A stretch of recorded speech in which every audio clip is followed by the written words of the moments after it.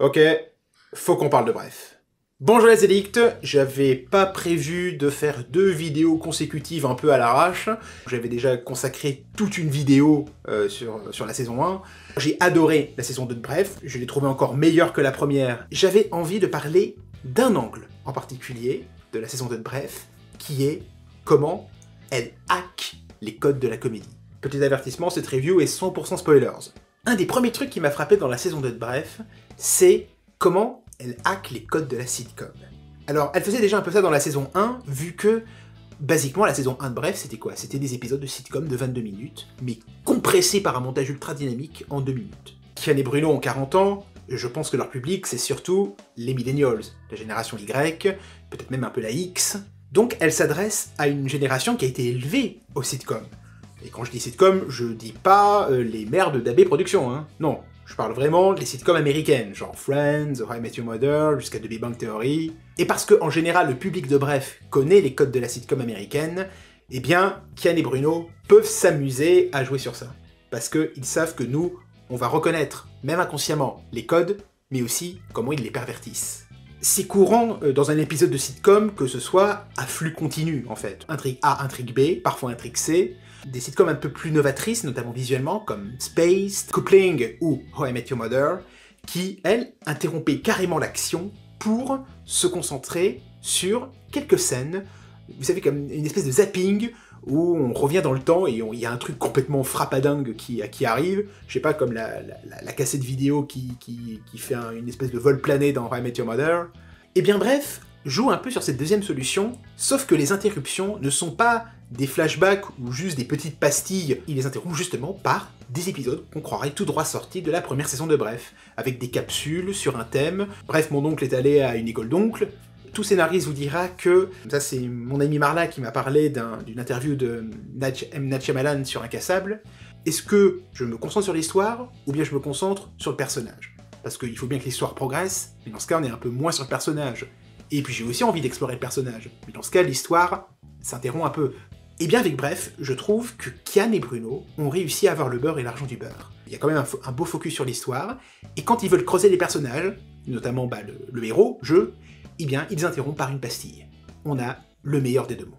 En vrai, je pense que dans la saison 2 de Bref, il y a une petite influence de Man Seeking Woman, qui était une série mais complètement tarée du cul, sur un mec célibataire qui cherche l'amour, voilà, un pitch classique de comédie, sauf que à chaque fois, il se représente sa réalité par des trucs complètement frappadingues. Rien que dans le premier épisode, il est jaloux que son ex ait un nouveau petit ami, du coup, l'ex, c'est le fourreur. Toute la série est comme ça, je vous conseille vraiment de regarder Man Seeking Woman, c'est ultra drôle, il y a plein d'inventivité, il y a plein d'imagination, et il y a ça dans la saison 2 de Bref, ces embardés surréalistes. Je pense notamment à la parodie de Starship Troopers lorsque le père a un cancer.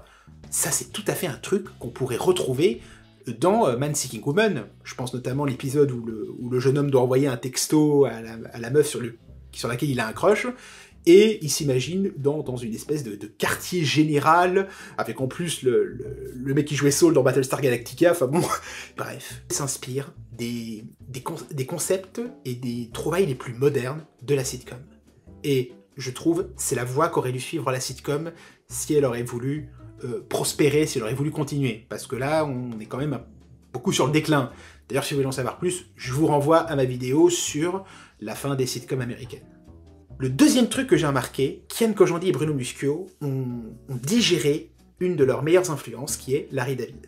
Humoriste adoré aux États-Unis, c'est notamment le co-créateur de Seinfeld et le créateur de Curb Your Enthusiasm. C'est une idole pour Kian et Bruno.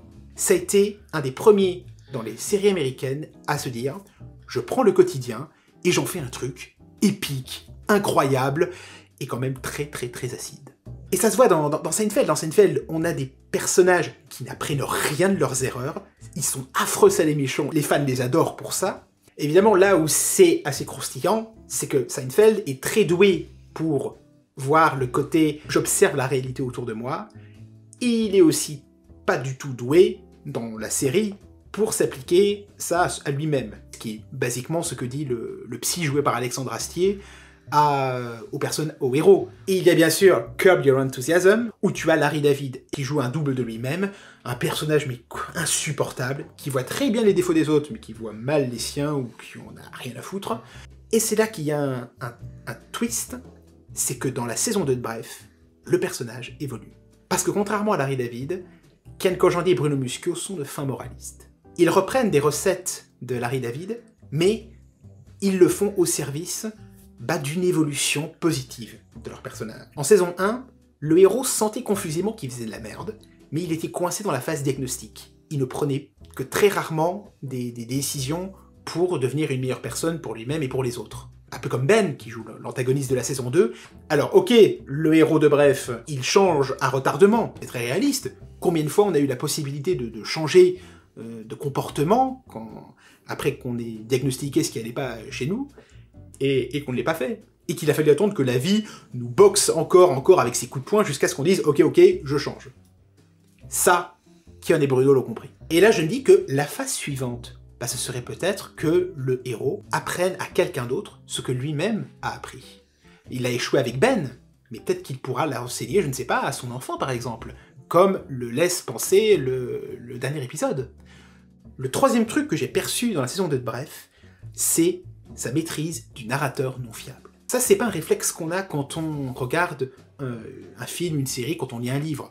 Quand on voit un narrateur, on se dit forcément qu'il est fiable.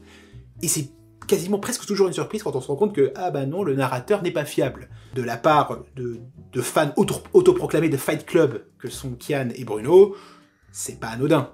Il y avait déjà eu ça dans la saison 1 de Bref. Par exemple, l'épisode du plan cul, où on voit vraiment, d'abord, la vision du personnage principal, et ensuite, la vision de Marla, ou encore la soirée catastrophique qui aboutit à la rupture entre Je et Sarah, où on voit le point de vue de Sarah et d'un mec qui se trouvait là à la soirée.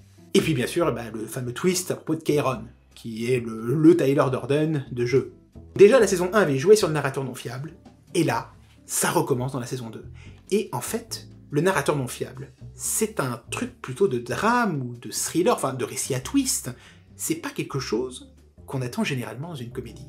Par exemple, quand on voit que Sarah a fait un film où elle descend en flammes sa précédente relation, qui était notre personnage principal, je pense qu'on peut comprendre la réaction de Jeu, quoi, qui est révolté d'être ainsi traîné dans la boue par ce film.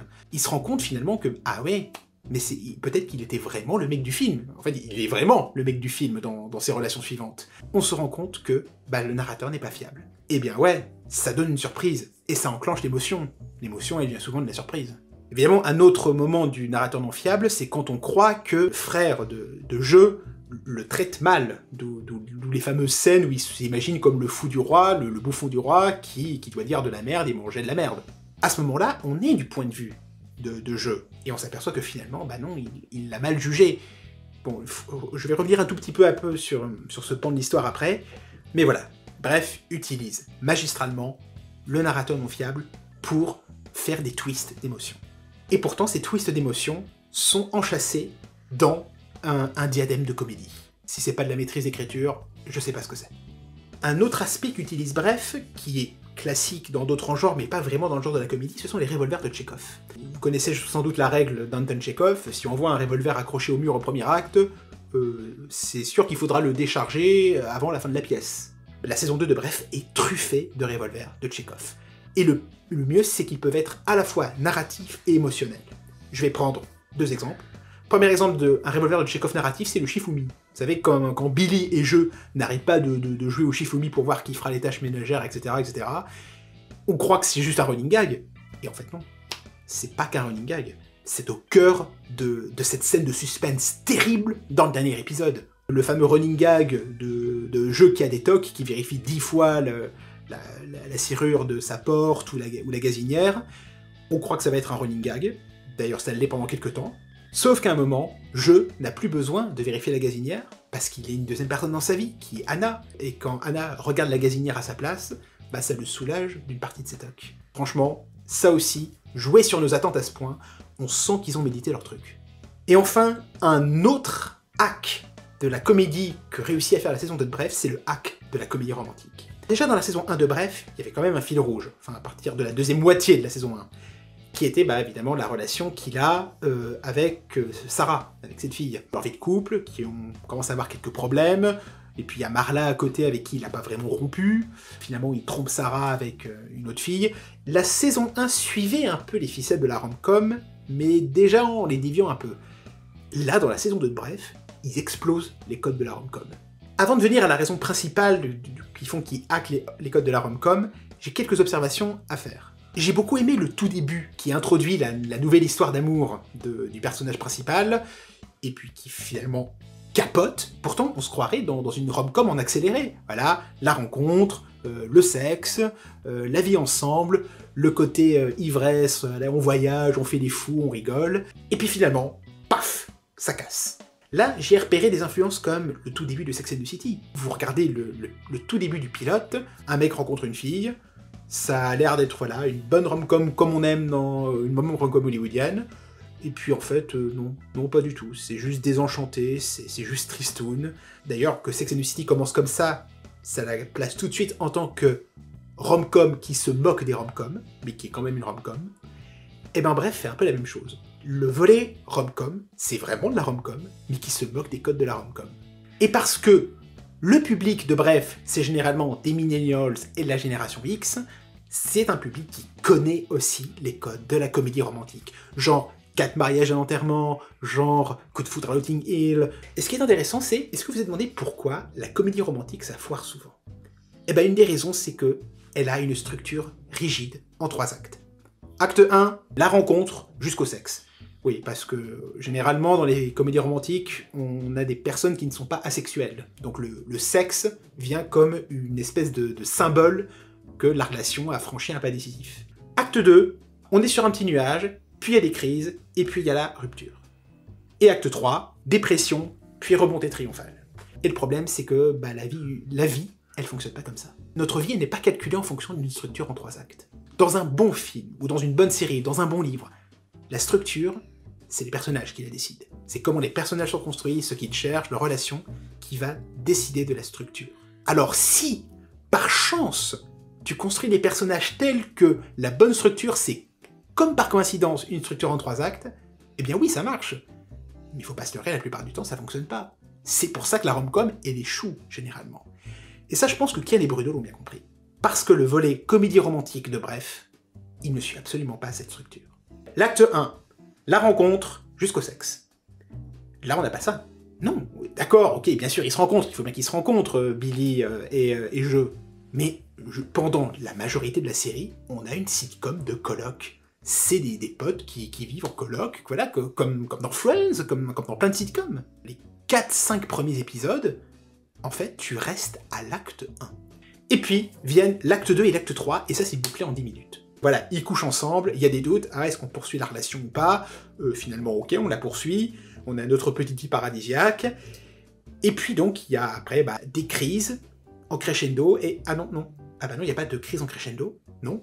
Ce qui semble casser le couple Billy-je, c'est juste un quiproquo. Ou plutôt le plan machiavélique de Ben, et là, hormis le côté paradisiaque, l'acte 2 de crise et de rupture est réduit à quelques minutes seulement. Une fois qu'il y a la rupture entre Jo et Billy, eh bien, on devrait avoir une saison 3, où le héros sombre dans la dépression, et où va devoir se battre pour reconquérir les lieux de son cœur. Non. Non, c'est résolu quasiment dans la scène d'après, lorsque les deux se rendent compte que Ben les a manipulés. Et on enchaîne immédiatement sur une résurrection triomphale du couple. Ça déjoue totalement nos attentes de comédie romantique. Kian et Bruno nous ont fait tourner la tête vers une mauvaise direction, ils nous ont surpris. Ça, c'est quasiment une ficelle de roman policier. Bref, n'arrête pas d'emprunter des ficelles à d'autres genres au service de la comédie. C'est juste incroyable. Et une autre déformation des codes de la comédie romantique, il n'y a pas, vous savez, les grands gestes d'amour qu'on fait pour conquérir l'élu, ou les rebondissements spectaculaires complètement over the top, what the fuckesque. On reste à des rebondissements vraiment ancrés sur le quotidien. Il y a des figures clichés de fâcheux dans les comédies romantiques, mais pas ici. Ici, le fâcheux, Ben, c'est au contraire un portrait encore une fois, assez douloureusement réaliste, d'un pervers narcissique qui cherche, qui est un stalker, qui est un harceleur, qui cherche à contrôler la vie de Billy. C'est assez frappant de voir cette figure qui ne fait absolument pas partie du côté La La Land de la comédie romantique, et qui vient directement, bah oui, du vécu que, je pense, beaucoup d'hommes et beaucoup de femmes ont subi, voilà, de la part de personnes qui voulaient les contrôler.